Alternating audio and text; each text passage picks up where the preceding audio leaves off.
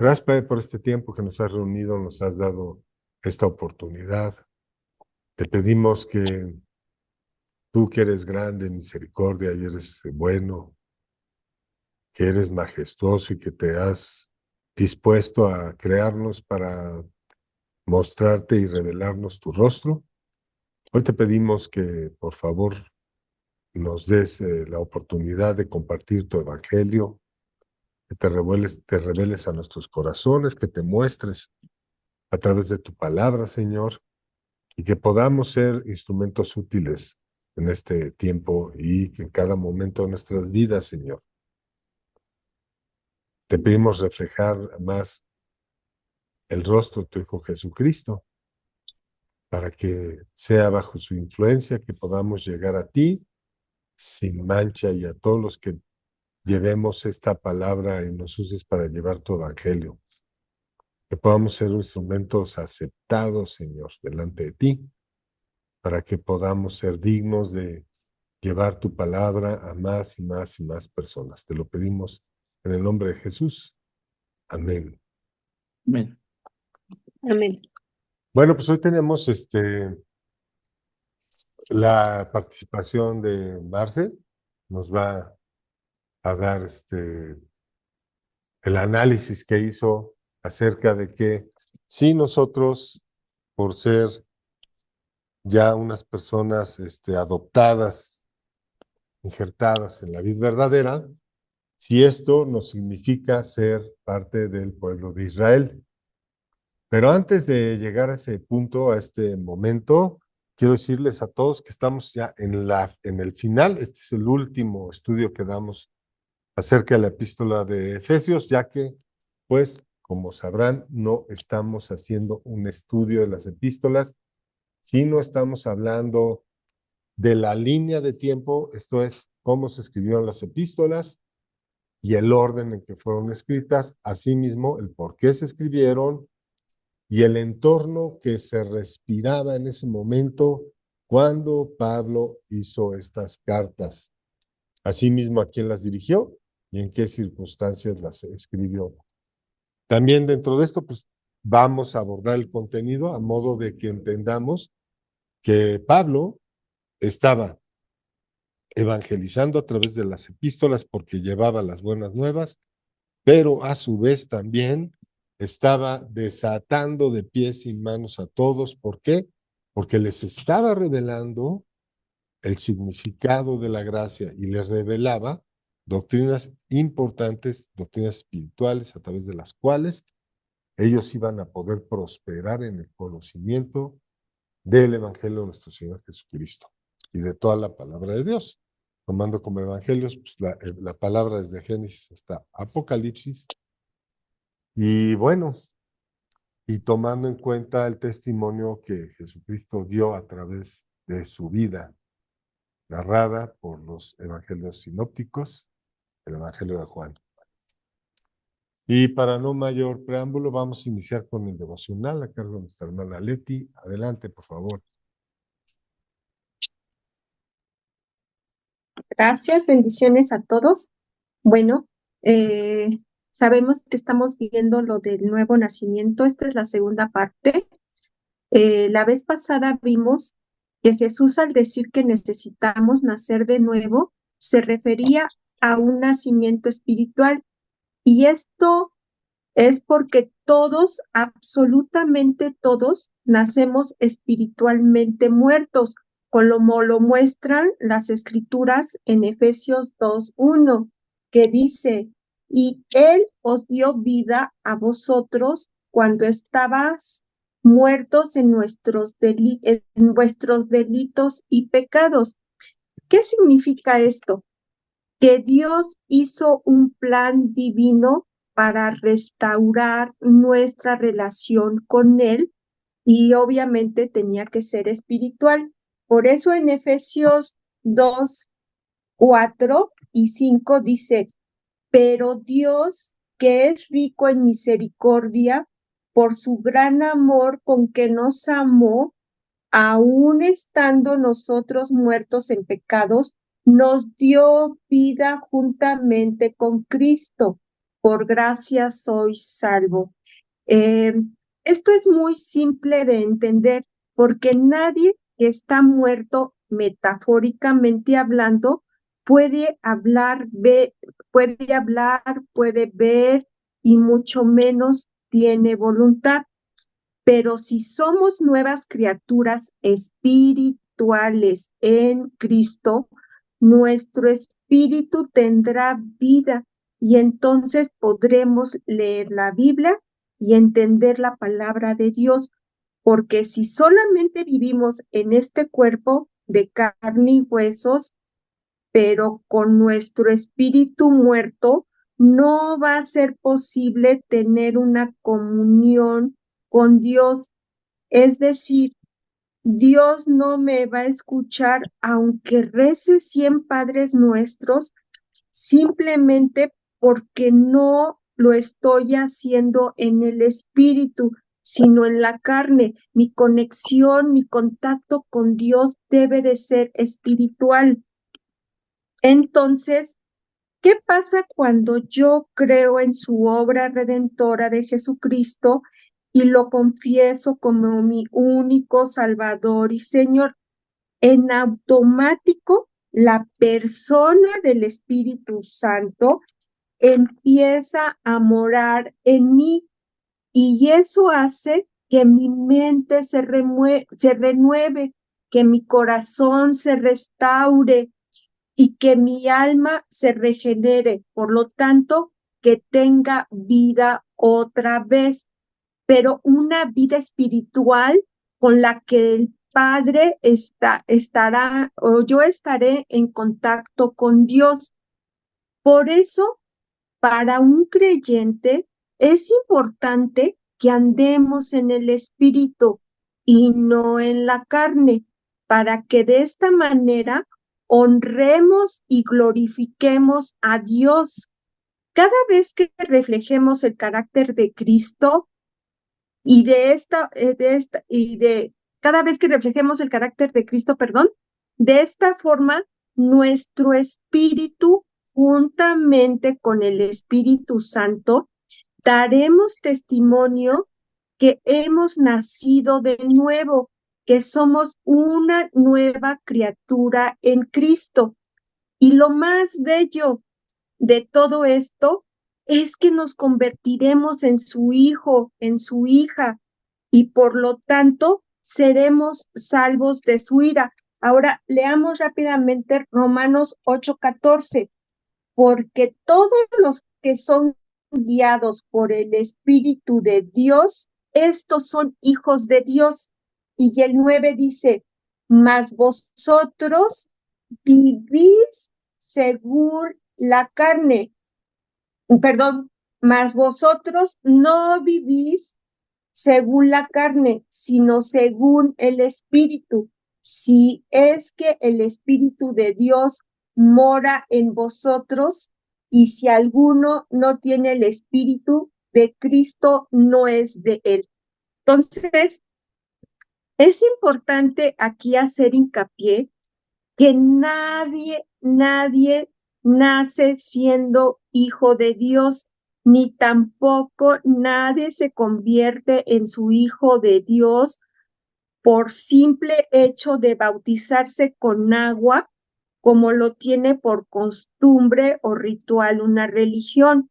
Por lo tanto, un creyente no puede seguir siendo engañado que por bautizarse en agua, por ser piadoso, es salvo y se irá su alma al cielo, porque definitivamente no es por obras, como lo dice Efesios 2:8 y 9, que dice, porque por gracia sois salvos por medio de la fe, y esto no de vosotros, pues es don de Dios, no por obras, para que nadie se gloríe. Nosotros ya vimos qué es la fe, que es un don, la fe, y ahora en la siguiente parte, si Dios lo permite, vamos a poder ver qué es vivir espiritualmente, o sea, bajo el Espíritu Santo y qué es vivir en la carne. Va a estar muy interesante y muy edificante en el nombre del Señor. Amén. Gracias, hermanos.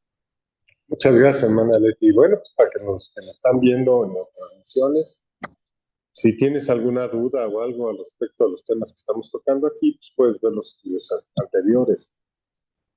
Vamos a ver qué tipo de congregantes eran estos muchachos antes de Cristo y vamos a ver cómo eran estos congregantes ya después de Cristo, porque es muy interesante hablar de las personas para constatar que todos ellos antes de Cristo estaban caminando en sus pecados, los deseos de su carne y movidos por la corriente de este mundo. Y ya en Cristo fueron apartados de todo eso y manifestándose una nueva criatura. Nótense que estoy diciendo manifestándose una nueva criatura. Y eso es a lo que aspiramos todos, ¿no? A manifestarse en una nueva criatura. Adelante, Jorge, por favor.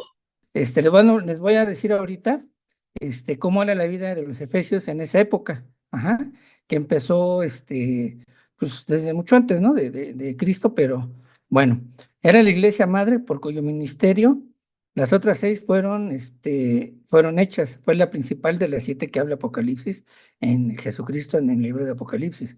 Fue a esta iglesia que Pablo escribió su carta a los Efesios 40 años de que Juan escribiera el Apocalipsis.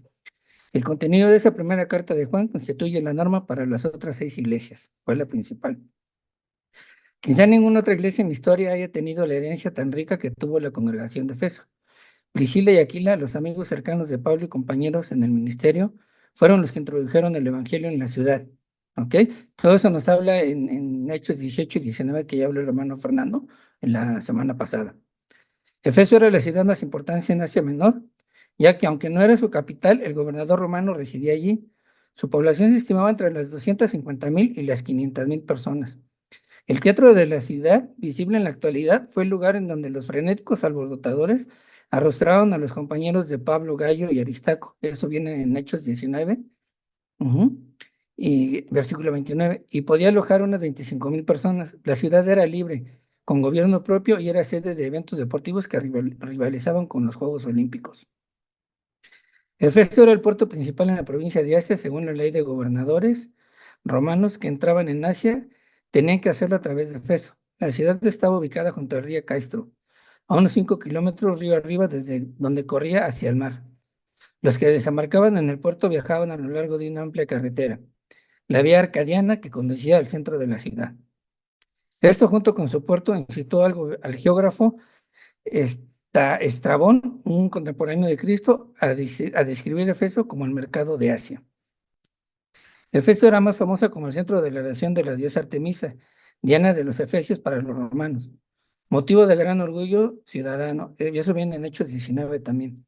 El templo de Artemisa era el lugar más conocido de Efeso, como su altar interior era presuntamente inviolable.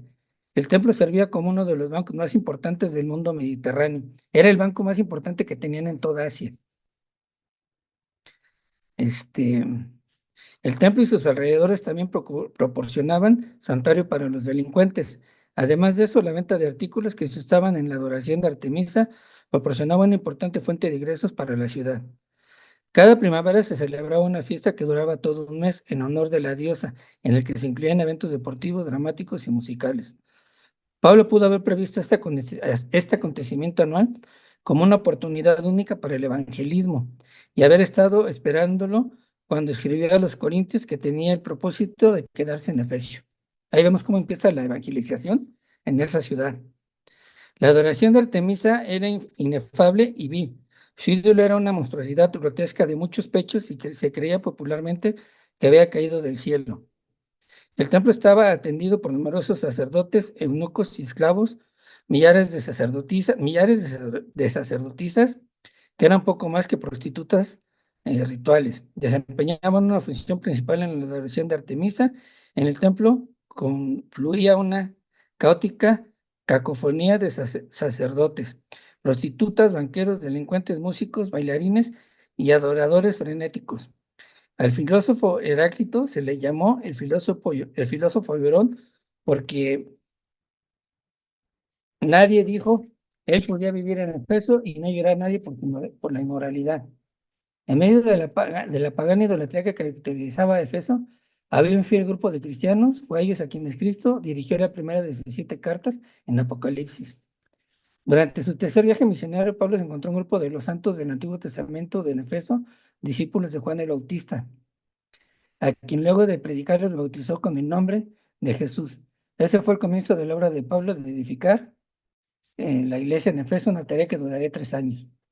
En su viaje a Jerusalén, envió por los ancianos de la iglesia de Efesio casi al final de su tercer viaje misionero y les enseñó los principios de liderazgos de la iglesia. Viene en Hechos 20. Timoteo, el hijo espiritual de Pablo, era pastor de la iglesia en Efeso. Onesíforo y Tíquico, 2 más de los compañeros de Pablo, también predicaron en Efeso. De acuerdo con el testimonio de la iglesia primitiva, el apóstol Juan pasó las últimas décadas de su vida en Efeso, desde donde probablemente escribió sus 3 epístolas, en las cuales se identifica como anciano, segunda de Juan 1 y tercera de Juan 1. No hay duda alguna de que Juan se encontraba pastoreando la iglesia de Efeso cuando fue arrestado y desterrado a Patmos. Dios confirmó de manera sobrenatural a Pablo como su vocero mediante una serie de milagros espectaculares durante la fundación de la iglesia. Así fue como los habitantes de la ciudad dejaron sus prácticas de idolatría y magia. Muchos de los que habían creído venían confesando y dando cuenta de sus hechos.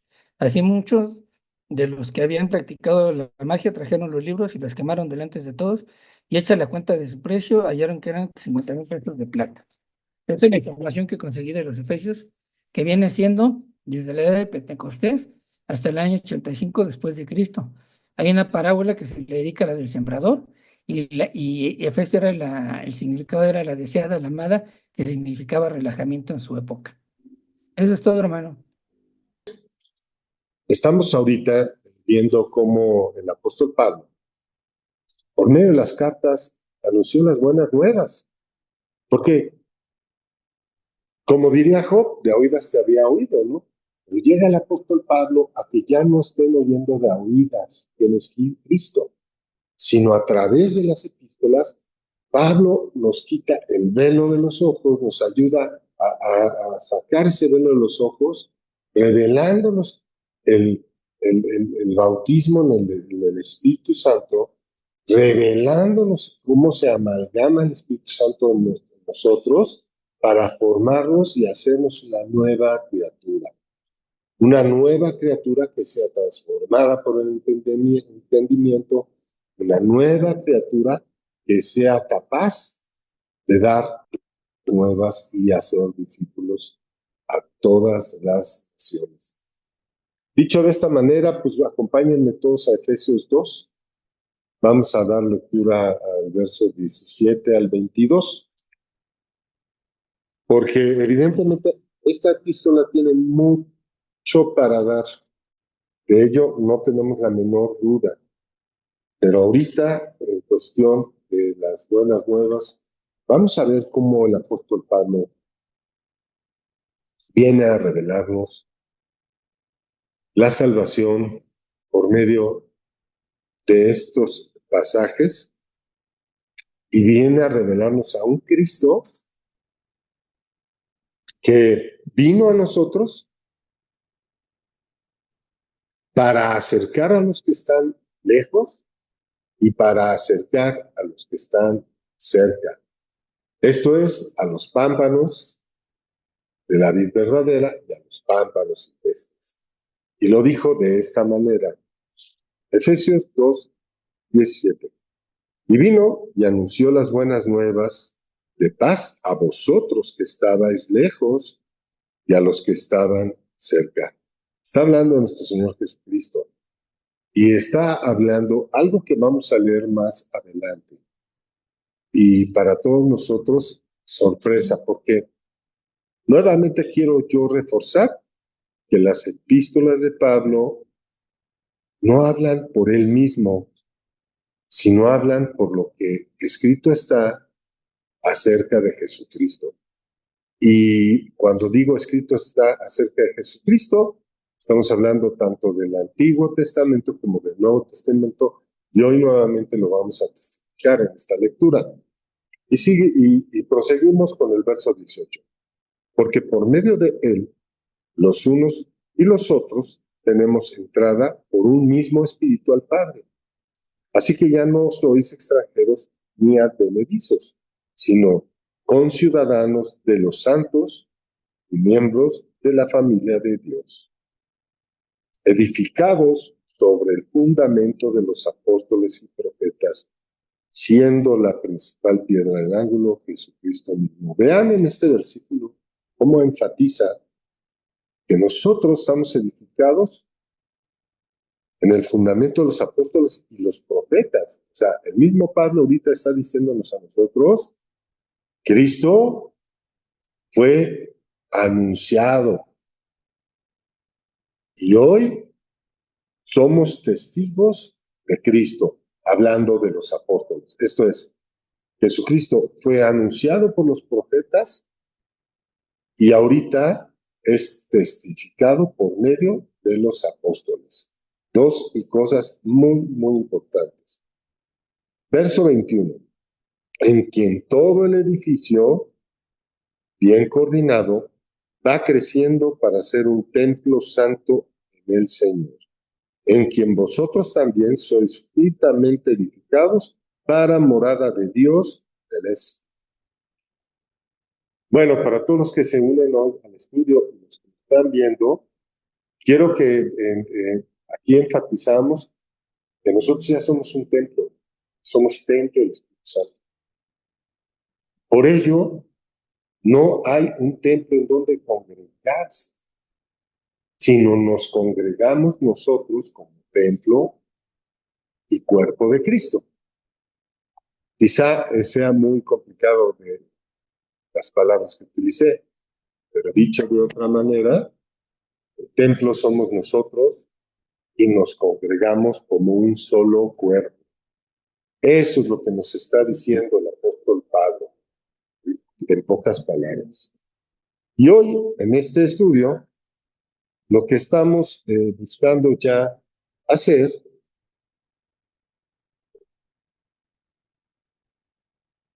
lo que estamos buscando ahorita hacer, es dar testimonio de este pasaje que dijo, edificados sobre el fundamento de los apóstoles y los profetas. Y vamos a hacer la ilustración de todo esto tomando el verso 10. Tomando el verso 19. Ya no sois extranjeros ni advenedizos, sino conciudadanos de los santos cimientos de la familia de Dios. Y vamos a ver en el verso 17 cómo es que vino Dios a anunciarnos a través de Cristo las buenas nuevas de paz para todos los que estábamos lejos, los que estaban cerca. Acompáñenme a Isaías 57, 19. Entonces, vemos que dice que Jesucristo vino a darnos un anuncio de paz para todos los gentiles y para los que vienen del linaje de Abraham, tanto de Ismael como de Israel, como de Isaac. Y dice de la siguiente manera, la pregunta a contestar sería, si es verdad lo que dice Pablo, entonces Dios los habrá anunciado anteriormente. Recuerden las palabras de Dios cuando iba a terminar con Sodoma y Gomorra. Las palabras de Dios para sí mismo fueron, ¿he de encubrir yo estas cosas a mi siervo Abraham?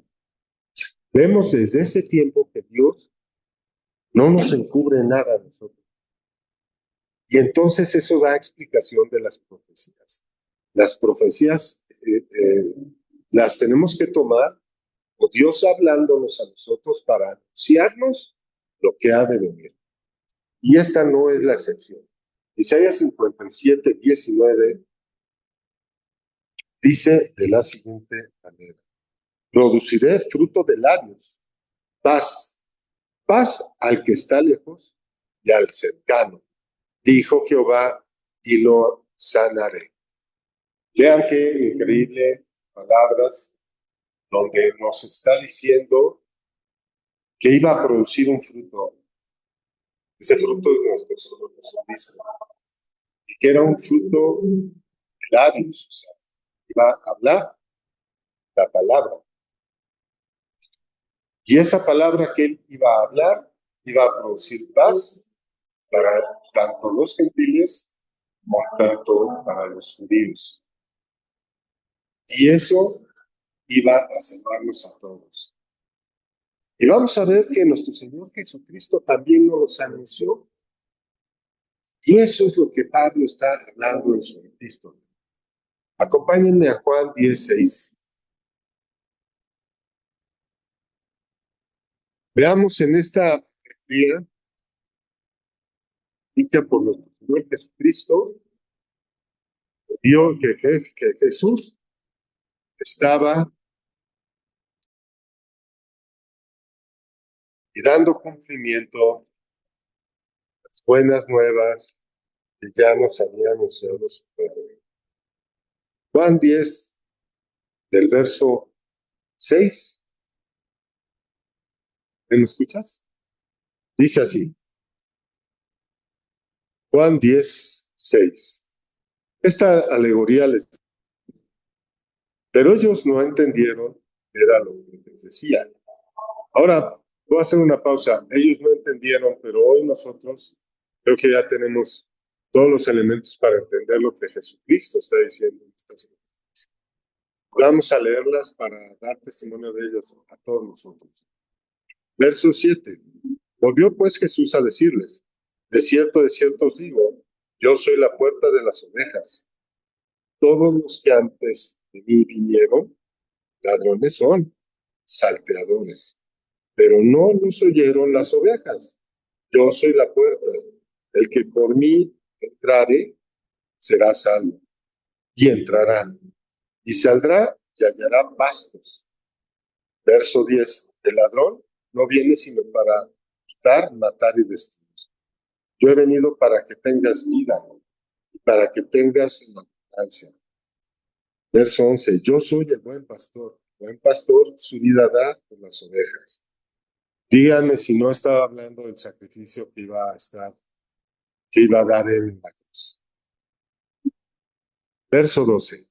Mas el asalariado, y que no es el pastor, de que no son propias las ovejas, ve venir al lobo y deja las ovejas y huye.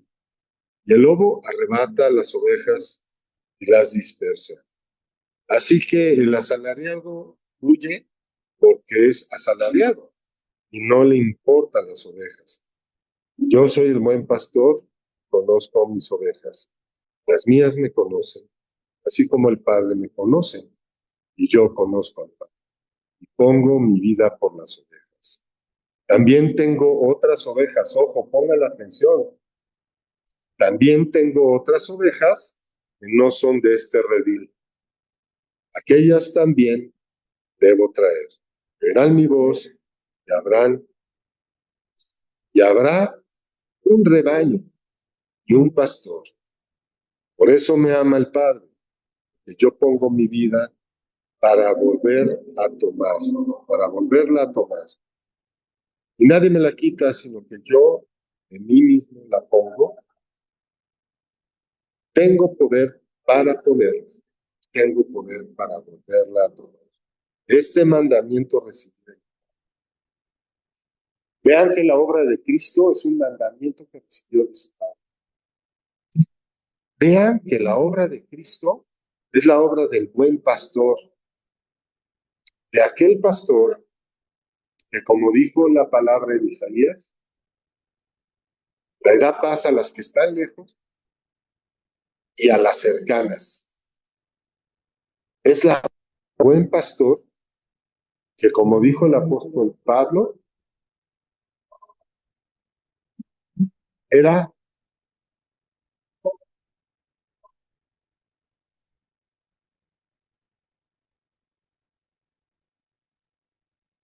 Ya no se te oye. Ellos, era para aquellos, bueno, lo voy a repetir entonces. Veamos que la obra de Jesús fue un mandato de Dios para traer la paz a vosotros que estabais lejos y a los que estaban cerca, o sea, a los gentiles y a los judíos. Vea qué claro, hasta me dan ganas de llorar. Lástima que no tengo cámara. Les voy a decir una cosa, vean qué claro fue Cristo para todos. Que no estaba hablando de su boca, estaba hablando lo que Dios le mandó a hacer. Estaba anunciando las buenas nuevas, estaba anunciando la salvación para todos nosotros. Y puntualicemos el verso de las palabras de Jesús en Juan 10:9. Yo soy la puerta, que por mí entrare será salvo.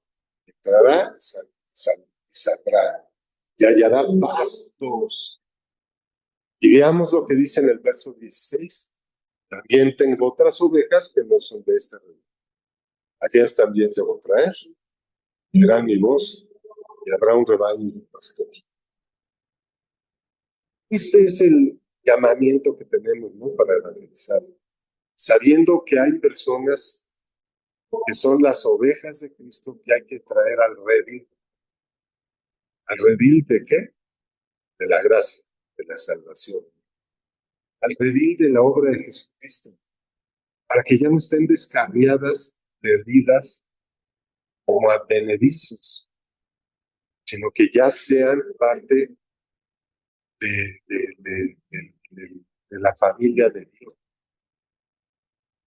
Y como bien se dijo en todo lo largo de este estudio, y como siempre les hemos dicho, no hay consecuencias, tú estás llamado a ser parte de la familia de Dios, pero sin Cristo no puedes ser parte de la familia de Dios. Dicho de otra manera, nuestras buenas obras no perdonan los pecados pasados. Nuestras buenas obras no nos salvan de una muerte eterna. Pero Jesucristo, si nosotros morimos en Cristo, si morimos en Cristo, por la muerte de Cristo, seremos salvos. No por buenas obras de justicia que hayamos hecho nosotros, sino por el amor, por cuánto nos amó Dios, que dio como sacrificio perfecto a su Hijo Jesucristo. Y para entender esta situación, para todos los que nos ven, que aún no han recibido a Cristo o que dudan de su salvación, queremos explicarles qué fue lo que pasó con Jesucristo en esa cruz. En el Antiguo Testamento, Dios descargaba su ira por los pecados de alguna familia en algún animalito. Pues llegaba a la familia y entregaba ese animalito en sacrificio, a Dios cayera sobre él. Y de esa manera se mitigaba la ira de Dios sobre esa familia. Ahora imagínense ustedes la ira de un Dios que destruyó Sodoma y Gomorra en un día. Imagínense la ira de un Dios que inundó la tierra de un plumazo y que para poder salvar a los que predestinó, les mandó a hacer una arca. Y a través de esa arca los hizo salvos. Sentirá la ira del Señor. Pues, si ya entendemos y nos ponemos a imaginar la ira de aquel Dios que hizo la creación y que con una sola palabra hizo la luz, piense la ira de Dios de aquel que hizo la luz con una sola palabra. ¿Cómo puede ser la ira de él? Pues toda esa ira fue descargada en su Hijo Jesucristo. Fue Dios tapándole los ojos a su Hijo y levantando y descargando su ira como si fuera una daga en él. De aquel hijo que tanto amó, que le acompañó en el principio, que fue el verbo y que luego se hizo carne para que todos creamos en él. Y hoy que tú nos estás viendo, te invitamos a creer en él, a que te liberes de esta corriente de este mundo, a que te liberes de la corriente de la carne de pecado que tenemos, para que por medio de su influencia y su sacrificio pueda ser salvo. Si en este momento te sientes ese llamado, te invitamos a que hagas esta oración con nosotros. Señor Jesús, en este día yo vengo ante ti, arrepentido de mis pecados, dolido de no poder escapar de ellos, sabiendo que mis buenas obras no los han perdonado, pero que el sacrificio que tú hiciste en la cruz, que cuando tú entregaste tu vida, la recogiste para que yo sea salvo, para perdonar mis pecados. Hoy entra en mi vida. Sé mi Señor, sé mi Salvador. Porque tú perdonas nuestros pecados, porque Dios te resucitó de entre los muertos, para que yo y mi casa seamos salvos. Hoy te recibo como mi Señor y Salvador, en nombre de Jesús. Amén. Y bueno, pues si tú has hecho esta acción con nosotros, ya has llegado hasta aquí en el estudio, te invitamos a que nos escribas, nos confirmes que hoy hay fiesta en el cielo. Danos una manita arriba, escríbenos un amén, amén, aleluya, o algo que nos quieras compartir para saber que hoy recibiste a Cristo en tu corazón. Recordando siempre que a partir de hoy, pues, no te sorprenda que confieses a Cristo delante de los hombres, porque cuando confiesas a Cristo delante de los hombres, Cristo no te negará de su Padre. Y esto es la palabra de Dios que escrita está.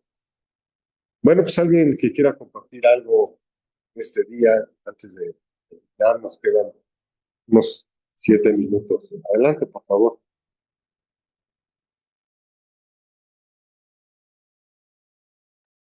Yo en el capítulo ahorita de Juan 10, el versículo 16. Además tengo otras ovejas que no están en este redil, también las debo de traer. Ellas escucharán mi voz y habrá un solo rebaño con un solo pastor.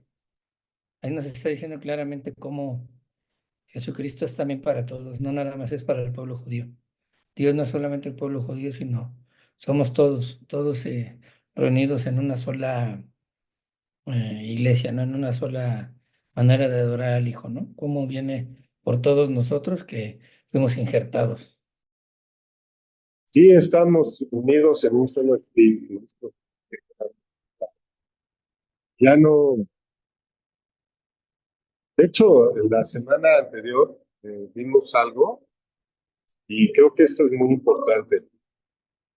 Debemos de fortalecer nuestra fe en el espíritu que mora en cada uno de nosotros que hemos recibido a Cristo. Y si hacemos eso, logremos entonces rebasar el pensamiento nuestro y entender que ya no tenemos hermanos engañados, sino tenemos hermanos que han madurado o que están en proceso de madurar. Y de esa manera podemos ser de mucha utilidad para ellos también. Y pues, acuérdense que edificando nosotros también nos edificamos a nosotros mismos. ¿Alguien más que quiera compartir?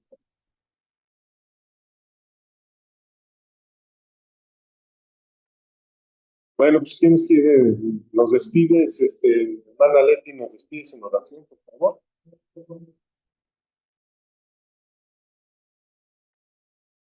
Con gusto.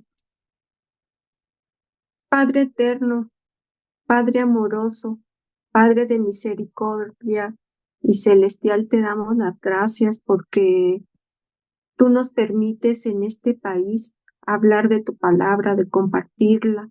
Sin embargo, sabemos que en otros lugares del mundo está prohibido. Y es por eso que te damos las gracias, Señor, porque bajo esa libertad de tu Espíritu Santo de poder compartir tu palabra, te pedimos y te rogamos que todas las almas que escuchen de esta palabra, como tú dijiste en Isaías 55:11, que no regresará vacía, y así confiamos y así tenemos fe en eso, Señor, que la semilla que hoy fue sembrada, tú le darás crecimiento, que nosotros seguiremos regando esa semilla, pero tú le vas a darse este crecimiento para honra y gloria en tu nombre. Te doy gracias por la vida del maestro Salim, por la vida del hermano Jorge, que nos ayudan y nos comparten de tu palabra para entenderla mejor. Gracias, Señor, por todos los hermanos que estamos ahorita congregados. Bendice sus hogares, prospéralos, Señor, y también de todos los hermanos que no han podido estar reunidos hoy en tu nombre, Padre. Bendice a todas las personas que escuchan este estudio para que seas tú glorificado, Señor. Gracias te damos en el nombre precioso de tu Hijo Jesús. Amén y amén. Amén. Amén. Pues muchas gracias. Es el final. Vamos al próximo. Que descansen. Muy buenas noches. Igualmente, gracias, Dios. Noches. Nos vemos a las 8 Ay, nos vemos en el en el estudio. siguiente estudio, porque ya vi que también te Bendiciones. metes, maestro. Sí, a mí también me Bueno. toca estudiar. Y nos vemos en un ratito. Bendiciones. Gracias. Bye.